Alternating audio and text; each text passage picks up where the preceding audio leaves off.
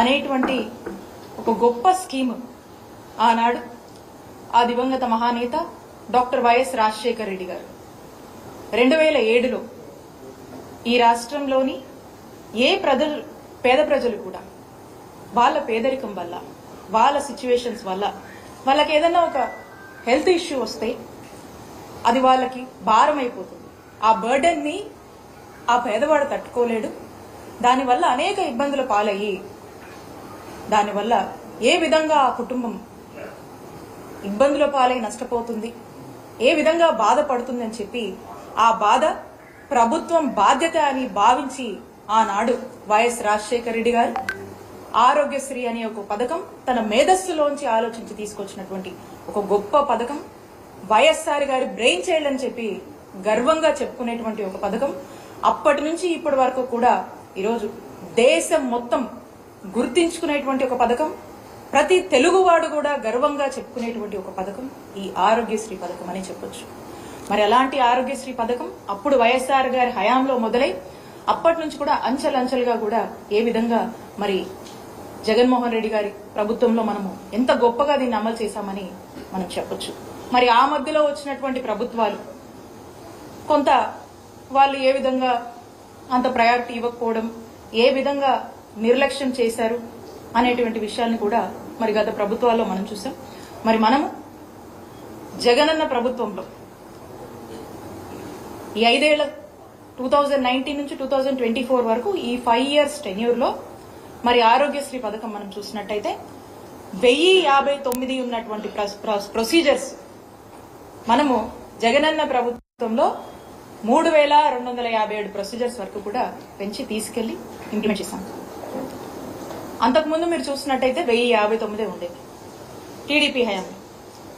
సంవత్సరానికి 1000 కోట్లు మాత్రమే ఖర్చు చేసేటువంటి పరిస్థితి టీడీపీ హయాంలో ఉండేది. మరి జగనన్న ప్రభుత్వం వచ్చాక ప్రతి సంవత్సరం సుమారు 3000 కోట్ల వరకు కూడా మరి ఈ ఆరోగ్యశ్రీకి మనం ఖర్చు చేసినటువంటి పరిస్థితి. అలాగే మీరు చూసినట్టయితే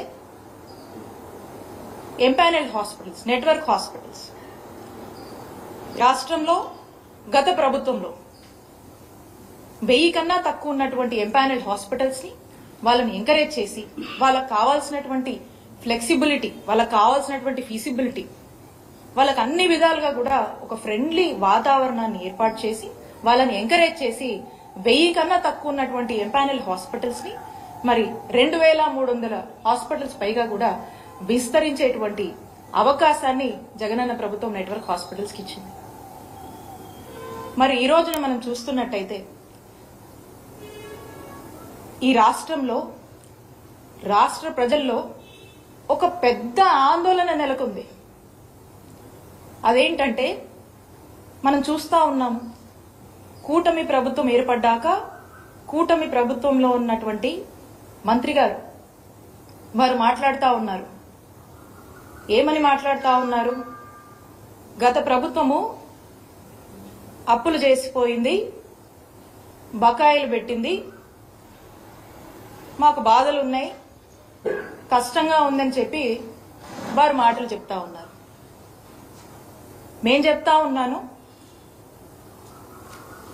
గత ప్రభుత్వంలో అంటే చంద్రబాబు నాయుడు గారి హయాంలో 2014 నుంచి 19 వరకు వాళ్ళ హయాంలో వాళ్ళు మిగిల్చినటువంటి బకాయిలు 632 కోట్లుంటే ఆ బకాయిల్ని ఏమాత్రం కూడా మేము సాకులు చెప్పకుండా మేము బాధ్యత తీసుకొని మా జగన్మోహన్ రెడ్డి గారు, మా నాయకుడు జగన్మోహన్ రెడ్డి గారు వాటిని క్లియర్ చేసి 1050 ప్రొసీజర్స్ ని 3257 ప్రొసీజర్స్ కి పెంచి సంవత్సరానికి 1000 కోట్లు మీ హయాంలో మీరు ఖర్చు పెడితే 3000 కోట్ల వరకు కూడా ఖర్చు పెట్టి బ్రహ్మాండంగా రాష్ట్ర ప్రజలందరికీ కూడా వైద్య సేవలు అందించినటువంటి ఘనత జగన్మోహన్ రెడ్డి గారి ప్రభుత్వానికి దక్కింది.